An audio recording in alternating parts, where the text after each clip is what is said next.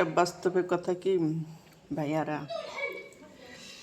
ঘরের স্ত্রী যদি কোনো সময় মনে করবেন টাকা করছে, তো ভাইবে নিয়েন না যে টাকাটা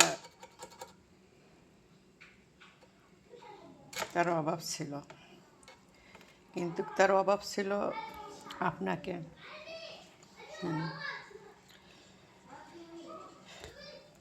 যে মেয়ে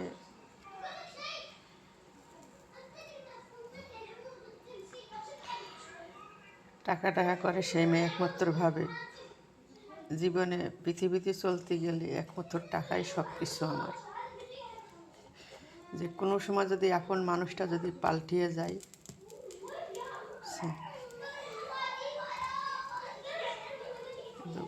স্বামীর অবহেলা, সংসারের অবহেলায় সে মেয়েটা টাকার বাধ্য হয়ে যায়।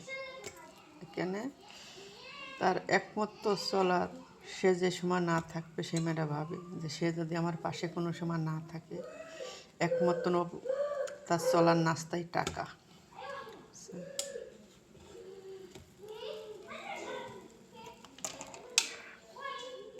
তো যাই হোক, আমার পিঠে বানানো শেষ।